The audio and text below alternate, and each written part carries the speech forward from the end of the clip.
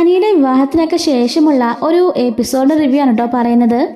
അങ്ങനെ നയന ഒരു ദിവസം നിൽക്കാനായിട്ട് അവളുടെ വീട്ടിലേക്ക് പോയിരിക്കുകയാണ്. ഈ സമയത്ത് ആദർശാണെങ്കിൽ നന്നായിട്ട് നയനയെ മിസ് ചെയ്യുന്നുണ്ട്. ഈ ഒരു സമയത്തൊക്കെ ആദർശിന് നയനോട് ഭയങ്കര സ്നേഹമായിരിക്കും കേട്ടോ.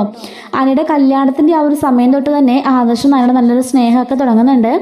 പിന്നീടുള്ള സമയത്തൊക്കെ ആദർശിന് അവളുള്ള പ്രണയമായിരിക്കും പിന്നീട് കാണിക്കുന്നതൊക്കെ. അപ്പോൾ അതിൻ്റെയൊക്കെ സ്റ്റോറീസ് നമ്മൾ വൈകാതെ നമ്മുടെ ചാനലിലൂടെ അപ്ലോഡ് ചെയ്യുന്നതായിരിക്കും കേട്ടോ. ഓരോ ദിവസവും 2-3 വീഡിയോ വെച്ച് അപ്ലോഡ് ചെയ്യുന്നുണ്ട്. അപ്പോൾ നിങ്ങളുടെ സപ്പോർട്ട് ഉണ്ടെങ്കിൽ മാത്രമേ തുടർന്ന് പോകാൻ സാധിക്കുകയുള്ളൂ. സബ്സ്ക്രൈബ് ചെയ്തും ബാക്കിയുള്ള വീഡിയോസൊക്കെ കണ്ടും ലൈക്ക് ചെയ്തും സപ്പോർട്ട് ചെയ്യണേ. അപ്പോൾ നമുക്ക് വീഡിയോയിലോട്ട് പോവാം. അങ്ങനെ നയന ഒരു ദിവസം നിൽക്കാനായിട്ട് പോകുന്നുണ്ട്. എല്ലാവരുടെ അനുവാദമൊക്കെ ചോദിച്ചിട്ടാണ് കേട്ടോ പോകുന്നത്. അങ്ങനെ ആദർശ് നയനയും കൊണ്ട് അവളുടെ വീട്ടിലേക്ക് കൊണ്ട് ഡ്രോപ്പ് ചെയ്യുന്നുണ്ട്. അപ്പം നയന ചോദിക്കുന്നുണ്ട്, ആദർശേട്ടാ എപ്പോഴാണ് വരുന്നതെന്ന് ചോദിക്കുമ്പോൾ ഞാനെന്തായാലും ഇന്ന് വരുന്നില്ല, നീ ഒരു ദിവസം നിൽക്കണമെന്നല്ലേ പറഞ്ഞത്, നീ ഇവിടെ തന്നെ നിന്നോ, ഞാൻ നാളെ വന്ന് കൊണ്ടുപോയിക്കോളാം എന്ന് പറയുന്നുണ്ട്. നയന ശരി ആദർശേട്ടാ എന്ന് പറഞ്ഞിട്ട് അകത്തേക്ക് കയറി പോകുന്നുണ്ട് കേട്ടോ. നയനയെ കണ്ടപാടെ കനകത്തിനും നന്ദുവിനൊക്കെ ഒരുപാട് സന്തോഷമാകുന്നുണ്ട്. എന്താ ചേച്ചി ഇപ്പോൾ വന്നതെന്ന് ചോദിക്കുകയാണ് നന്ദു. ഒന്നുമില്ല, ചുമ്മാ ഒരു ദിവസം നിൽക്കാൻ വന്ന ആദർശേട്ടൻ കൊണ്ട് വിട്ടിട്ട് പോയിന്ന് പറയുമ്പം അയ്യോ മരുമോൻ വന്നായിരുന്നോ പിന്നെന്താ കയറാനെന്ന് ചോദിക്കുകയാണ്.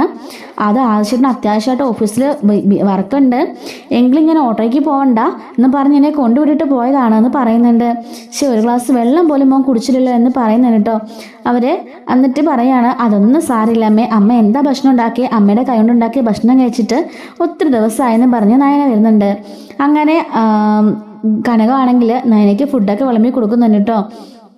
അതിനുശേഷം നയനയാണെങ്കിൽ അവിടുത്തെ ജോലികളൊക്കെ ചെയ്ത് വിഗ്രഹത്തിലൊക്കെ ഇങ്ങനെ പണിതുകൊണ്ടൊക്കെ ഇരിക്കുകയാണ്.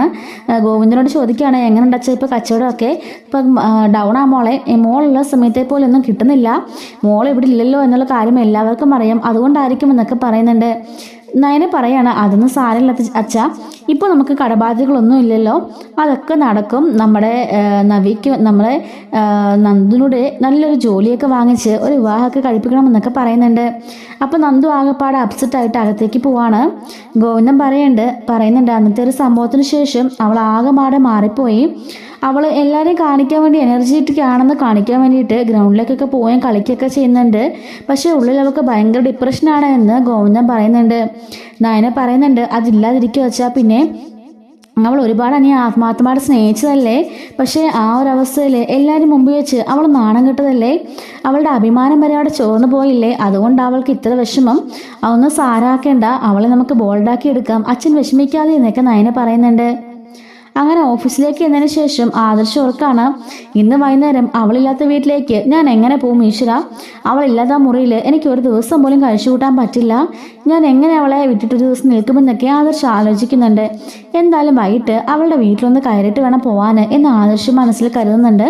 അങ്ങനെ അവളെ കണ്ടിട്ട് പോകാമെന്ന് കരുതാണ്. അങ്ങനെ ആദർശ് വരുന്ന വഴിക്ക് ഒരു തുണിക്കട കാണുമ്പോഴേക്കും എന്തായാലും അവൾക്കൊരു സാരിയായിട്ട് പോകാം, അവൾക്ക് ഒത്തിരി ഇഷ്ടപ്പെടുമെന്നും പറഞ്ഞിട്ട് ആദർശ് തുണിക്കടയിലേക്ക് കയറുന്നുണ്ട്.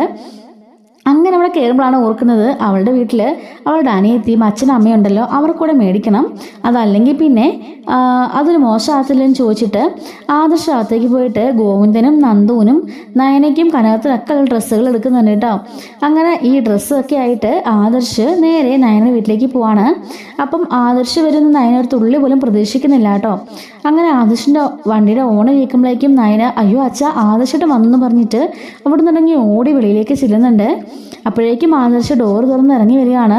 നയന ഓടി ചെല്ലുന്നുണ്ട്. ആദർശിട്ടം വരില്ല എന്ന് പറഞ്ഞിട്ടെന്ന് പറയുമ്പോഴേക്കും അല്ല ഞാൻ തിരിച്ചു പോയപ്പം ഇതിലേക്കൂടെ ചുമ്മാ ഒന്ന് കയറിയിട്ട് പോകാമെന്ന് കരുതിയതാണെന്ന് പറഞ്ഞിട്ട് ആദർശ് ഇറങ്ങുന്നുണ്ട്. അങ്ങനെ ആദർശ് വണ്ടിയിലുള്ള കവറുകളെല്ലാം എടുക്കുമ്പം ഇതെന്താ ആദർശിട്ടാൻ ചോദിക്കുമ്പം ഒന്നുമില്ല, ഇത് ഇവർക്കുള്ളതാണെന്ന് പറഞ്ഞിട്ട് ആദർശ് അകത്തേക്ക് പോകുന്നുണ്ട്. കയറി വാ മോനെന്ന് പറഞ്ഞ് ഗോവിന്ദനും കനവും കൂടി അവനെ അകത്തേക്ക് ക്ഷണിക്കുന്നുണ്ട്. അങ്ങനെ അകത്തേക്ക് പോയതിനു ശേഷം നന്ദുനെ വിളിച്ചിട്ട് ആദർശ് പറയാണ് ഇതാ നന്ദു, ഇത് നിനക്കുള്ളതാണെന്നും പറഞ്ഞിട്ട് കൊടുക്കുന്നുണ്ട്. പാൻറ്റും ഷർട്ടും തന്നെയാ, നീ ഇടുന്ന സൈസൊക്കെ തന്നെയാ, നിനക്ക് കറക്റ്റ് ആവുമോ നോക്കണം എന്നൊക്കെ പറയുന്നുണ്ട്.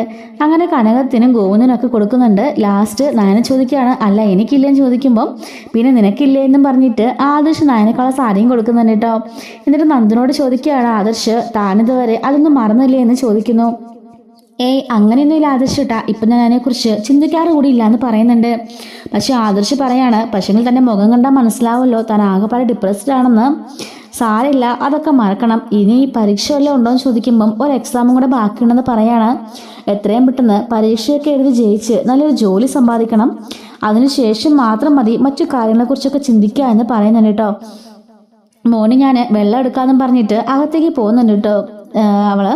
ഈ സമയത്ത് നയനോട് ആദർശ് പറയാണ്, അല്ല നീ ഇവിടെ തന്നെ നിൽക്കാണോ ചോദിക്കുമ്പം, അത് ആദർശിട്ടാ ഞാൻ പറഞ്ഞിട്ടല്ലേ വന്നേ ഇന്നൊരു ദിവസം ഇവിടെ നിൽക്കാമെന്ന്, പിന്നെന്താ ഇങ്ങനെ ചോദിക്കുന്നതെന്ന് ചോദിക്കുമ്പം, അല്ല ഞാൻ ചോദിച്ചു എന്നേ ഉള്ളൂ, നിനക്ക് വല്ല മാറ്റവും ഉണ്ടോ, വീട്ടിലേക്ക് വരുന്നുണ്ടോ എന്ന് ചോദിക്കുമ്പോഴേക്കും ഇല്ല ആദർശിട്ടാ ഇന്ന് എന്തായാലും വരുന്നില്ല എന്ന് പറയുന്നുണ്ട്.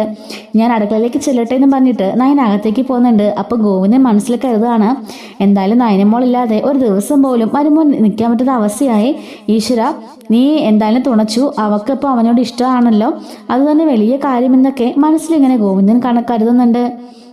ആദർശോട് ഗോവിന്ദൻ ചോദിക്കുകയാണ്, പിന്നെ എന്തുണ്ട് മോനെ വിശേഷം എന്നൊക്കെ ചോദിക്കുമ്പം ഒന്നുമില്ല എന്ന് പറയുന്നുണ്ട്. നവ്യമോള് ഇങ്ങോട്ട് വരണമെന്ന് പറഞ്ഞിരിക്കുകയാണെന്ന് പറയാണ് ഗോവിന്ദൻ. പക്ഷേങ്കിൽ ഇപ്പം സുഖമില്ലാത്തത് കൊണ്ട് മുത്തശ്ശി പോകണ്ടെന്ന് പറഞ്ഞിരിക്കുകയാണെന്ന് പറഞ്ഞു ഗോവിന്ദൻ കേട്ടോ. അപ്പോഴേക്കും ആദർശ് പറയുന്നുണ്ട്, ശരി അച്ഛന്നൊക്കെ പറയുന്നുണ്ട്. ശരിക്കും ആദർശനാണെങ്കിൽ നയനോടൊന്ന് കുറച്ച് നേരം സംസാരിച്ചിരിക്കണം, അതിനോട് അവൻ ഇങ്ങനെ വെയിറ്റ് ചെയ്യാണ്. പക്ഷെ അവൾ അടുക്കളയിലേക്ക് പോയതുകൊണ്ട് തന്നെ അവൻ ആകെ പളിങ്ങനെ വല്ലാണ്ടിരിക്കുന്നുണ്ട്. അപ്പോൾ ഗോവിന്ദന് മനസ്സിലാവുന്നുണ്ട് അവന് താനൊരു അധികപറ്റാണെന്നും നയനനെ കാണാൻ വേണ്ടി മാത്രം വന്നതാണെന്ന് മനസ്സിലാവുന്നുണ്ട്. ഇങ്ങനെ ഇപ്പോൾ വരാൻ മോനെന്നും പറഞ്ഞിട്ട് അകത്തേക്ക് അടുക്കളയിലേക്ക് ഗോവിന്ദൻ പോവാണ്. എന്നിട്ട് ഗോവിന്ദൻ നയനോട് പറയാണ്, മോള് ആദർശമാനെ കൂട്ടി മുറിയിലേക്ക് ചെല്ല്, അവിടുത്തെ ഫാനിന് കാറ്റ് കുറവല്ലേ, മുറിയിൽ ഫാന് നല്ല കാറ്റുണ്ട്, അങ്ങോട്ടേക്ക് ചെല്ലുമെന്ന് പറഞ്ഞു വിടുന്നുണ്ട്. ശരി അച്ഛനും പറഞ്ഞിട്ട് നയന അവിടെ നിന്ന് പോവാണ്. കനകം പറയാണ്, നിങ്ങളെന്തിനാ അവളിപ്പോൾ പറഞ്ഞു വിട്ടത്, നമുക്ക് ആദർശം കൊടുക്കുന്നതിൽ പലഹാരം ഉണ്ടാക്കാമെന്ന് കരുതിയിട്ടാണെന്ന് പറയുമ്പം ആദർശമോൻ ഇപ്പോൾ വന്നത് തന്നെ അവളെ കാണാൻ വേണ്ടിയിട്ടാണ്, അവളായിട്ട് കുറച്ചേരം സംസാരിച്ചിരിക്കാൻ വേണ്ടിയിട്ടാണ്. ഒരു ദിവസം പോലും അവളില്ലാതെ അവൾ നിൽക്കാൻ പറ്റാത്ത അവസ്ഥയായിട്ടുണ്ട്. അത് ഏറ്റവും സന്തോഷമുള്ള കാര്യമല്ലേ, അതുകൊണ്ടാണ് ഞാൻ പറഞ്ഞു വിട്ടത് അവളെ. അവിടെ ഇരുന്ന് ആദർശ് വീർപ്പ് മുട്ടുക, ഞാൻ ചോദിക്കുന്നതിനൊക്കെ എന്തൊക്കെയോ മറുപടിയാവും പറയുന്നത്.